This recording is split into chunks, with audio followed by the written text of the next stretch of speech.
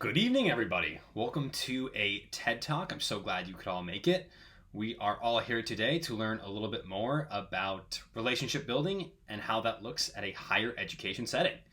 So, today we are going to be talking about four big things that we can work on and tie it all together with a fifth idea. So, the first thing is going to be building trust with your students. The second thing is going to be building relationships and rapport.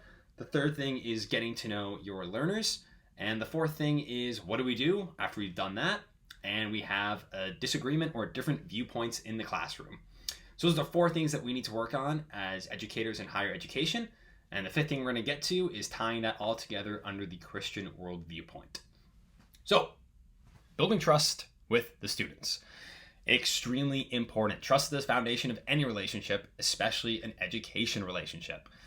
How do we build trust with students?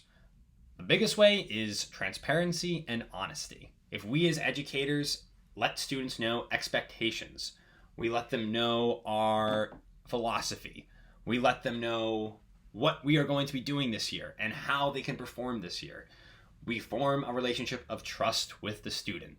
Really important to establish that trust, because if there is no trust, it's hard to move on to any of these other steps. So, if we have trust with our students, then we can move on to building relationships with them. Why is this important to build relationships and rapport with your students? So, what's really important, I think, when we talk about this is a lot of people say building relationships, and a lot of people get caught up on that initial part, right? So, that might look like maybe a survey at the beginning of the school year, it could be icebreakers. It could be a get to know each other, meaning the students and the teacher getting to know each other in that first week or so, which all those are great. And I think all of those should happen, right? If you're going to start a relationship, you got to build it.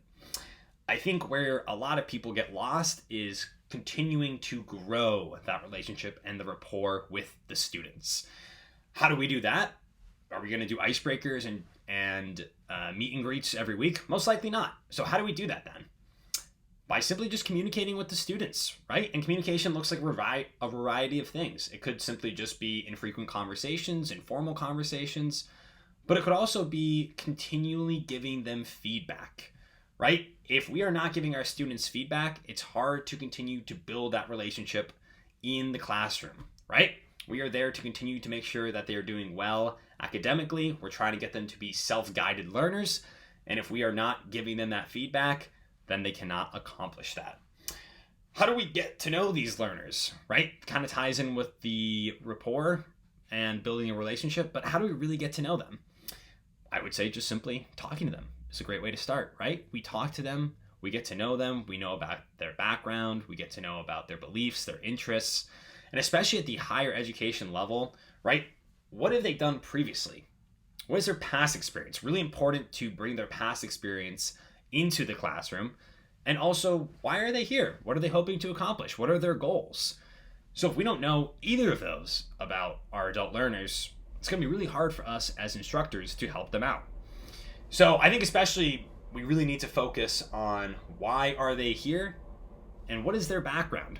Because the two of them probably go together. And the more we can relate their learning and their goals to their previous knowledge and experience, the better set up they will be. The final one of our four things that we work on in the classroom is what happens when we do all these things. We foster good relationships, we build rapport, things are going great, and we have different viewpoints. We have different mindsets. The student disagrees with the teacher, teacher disagrees with the student, and vice versa. To me, I don't see how it's a problem. I think it's wonderful. Transformative thinking, right? The more we can challenge previously held ideas, the more new ideas, the more creative ideas, the more we disagree, the more we can learn from each other. So all we need to do is make sure we set up a good classroom environment where healthy disagreements, conversations, and discussions can happen. It's really not an issue. If anything, it's great, right? We are here to not just be on the same page, but to learn from each other, to challenge each other, and to strengthen each other.